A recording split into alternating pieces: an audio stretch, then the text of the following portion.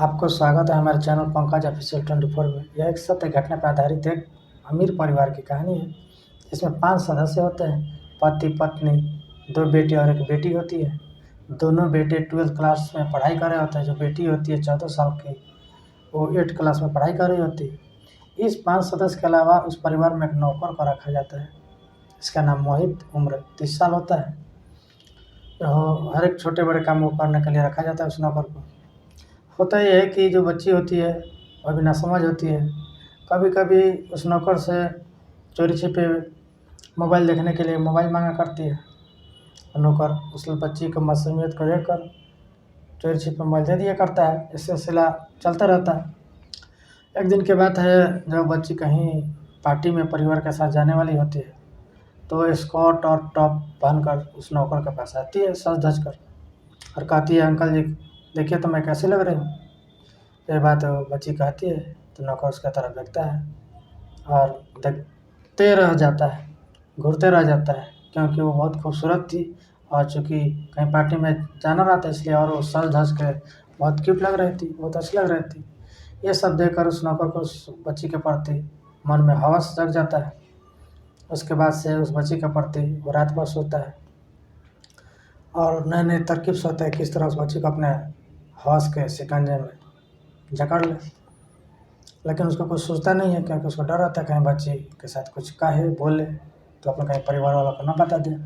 इस डर से वो कुछ कर नहीं पाता है, लेकिन नई नई तरकीब सोचता रहता है। होता यह है कि एक दिन पुनः वो बच्ची उस नौकर से मोबाइल मांगने के लिए आती है। तो नौकर क्या करता है कि अपने मोबाइल में सेक्स वीडियो सर्च कर होम स्क्रीन पर ला देता है। उसके बाद मोबाइल का पावर बटन जो होता है ऑफ कर देता है। उसी तरह उस बच्ची को मोबाइल ले आता है।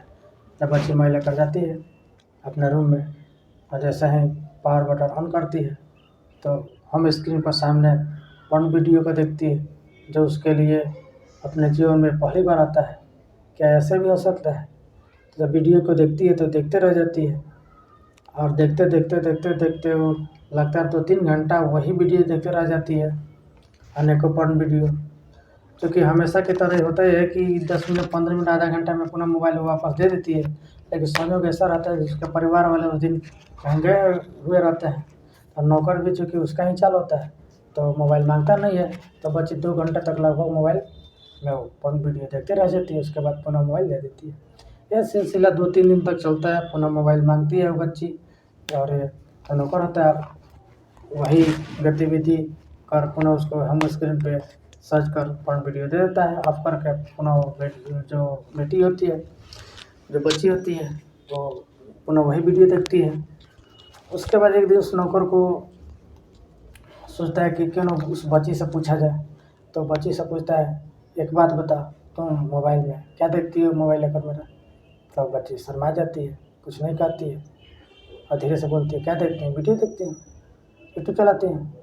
तो नौकर जो होता है, चूँकि चाल तो उसी का होता है, सब कुछ जानता है, तो बोलता है कि नहीं, मैं जानता हूँ कि तुम क्या देखती हो, तुम गंदी वीडियो देखती हो। तो लड़की शर्मा जाती है, चली जाती है। पुनः कुछ देर के बाद आती है, पूछती है कि आप कैसे जानते हैं कि मैं गंदी वीडियो देखती हूँ? तो नौकर बोलता है कि गूगल हिस्ट्री में जाकर जब मैं देखा तो तुम पोर्न वीडियो देख रही होती है। बच्ची कुछ कहती नहीं है, क्योंकि उसको उतना टेक्नोलॉजी के बारे में जानकारी नहीं होता है। 2 दिन ऐसे ही बीत जाता है, बच्ची मोबाइल नहीं मांगती है उस नौकर से। तीसरे दिन वो नौकर उस बच्ची से पूछता है, क्यों मोबाइल नहीं मांग रही हो, क्या बात है? तो बच्ची कुछ नहीं बोलती है। फिर नौकर कहता है, ठीक है ले लो, कोई बात नहीं है, ले लो मोबाइल, जाकर दे देना। तो मोबाइल उस नौकर से बच्ची ले लेती है, जाकर देखती है अपना वही वीडियो। ऐसा 2-3 दिन तक चलता है। तो नौकर के मन में उस बच्ची के प्रति और हौस जगने लगता है, क्योंकि उसके जानकारी में वीडियो देख रही है। ये बच्ची भी जानती है, कोई जानता है कि मैं वीडियो देख रही हूँ। एक दिन की बात होता है, सब कोई चले जाते हैं मार्केट, 2 घंटा का समय मिलता है। तो बच्ची से कहता है, क्यों ना हम लोग वीडियो को साथ में देखा जाए, एंजॉय किया जाए। तो बच्ची चूँकि बच्ची होती है, वो प्रतिदिन जब वीडियो देखती है तो उसके मन में कहीं ना कहीं ऐसा करने का ख्याल आने लग गया रहता है। तो तैयार हो जाती है उस नौकर के कहने के बाद। उसके बाद मैंने वीडियो देखने लगते हैं, कोई वीडियो देखते देखते नौकर उसके करीब आता है, उसके शरीर को टच करता है। शुरू में वो बच्ची विरोध करती है, फिर वो नौकर नहीं मानता है, दूसरा उनको टच करने लगता है, छूने लगता है। ऊपर के मन से बच्ची विरोध करती है, लेकिन उसके विरोध का नज़रअंदाज करते हुए उसको शरीर को सहलाने लगता है, उसके नाजुक अंगों के साथ खेलने लगता है, छेड़छाड़ करने लगता है। ये सब करने के बाद उस बच्ची के अंदर फीलिंग जगने लगती है और वो बच्ची उस नौकर को ऐसा करने के लिए विरोध नहीं करती है। वो नौकर जो हमेशा चाहता था, नई नई तरकीब सोचता था कि किस तरह इस बच्ची को हासिल किया जाए अपने समझ के, अपने हवस के लिए।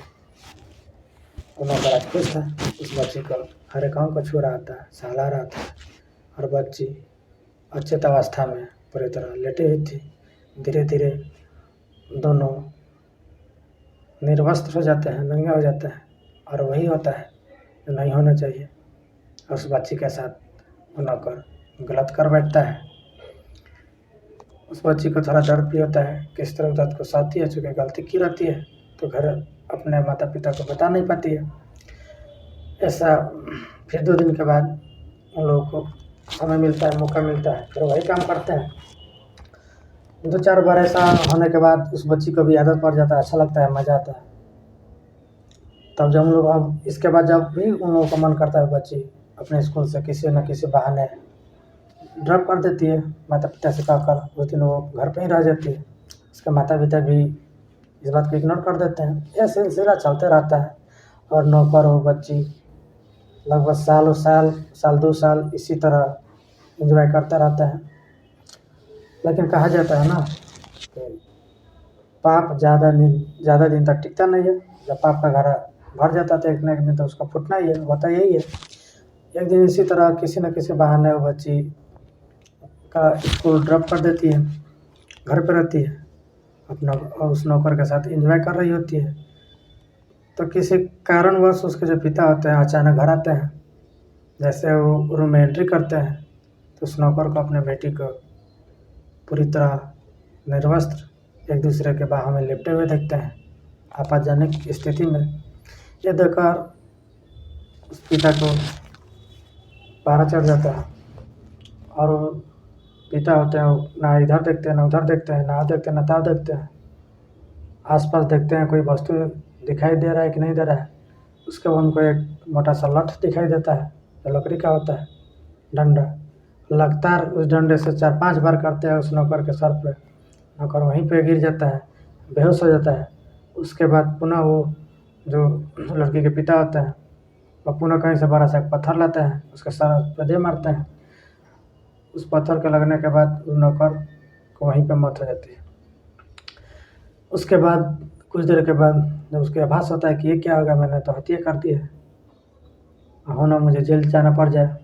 इस वजह से वो उस लड़की का पिता होता है उस लाश को ठिकाने लगाने के लिए सोचता है और ले जाकर 1 किलोमीटर दूरी पे एक नहर होता है, उस नहर में फेंक देता है। सुबह होती है अगले दिन, जब उस गाँव वाले उधर शौच के लिए जाते हैं, जब उस लाश को देखते हैं, पुलिस को इन्फॉर्म करते हैं। पुलिस आती है, कार्रवाई करती है, उस सब को शिनाख्त होता है।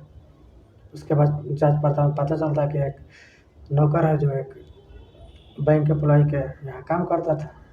तो पुलिस वहाँ पे जाती है, पूछताछ करती है। जब उस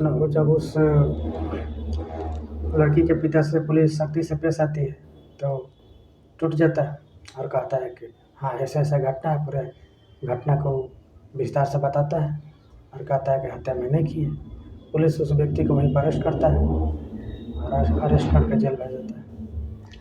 यह कहानी कहने का मतलब यही है कि जब हम कोई गलती करने के लिए सोचते हैं तो हम ये नहीं सोचते हैं कि भविष्य में उसका परिणाम क्या होगा, और वो गलती करते जाते हैं और ये गलती करने का आदत इंसान को विनाश की ओर लेकर जाता है। अतः आप लोगों से गुजारिश है, कुछ भी गलत करने के पहले उसके परिणाम के बारे में एक बार सोच लें। धन्यवाद। और आप लोगों से हाथ जोड़ कर रिक्वेस्ट है, ये यूट्यूब परिवार आप लोगों का अपना है और इस यूट्यूब परिवार को बड़ा बनाने के लिए चैनल को सब्सक्राइब और लाइक कीजिए। धन्यवाद।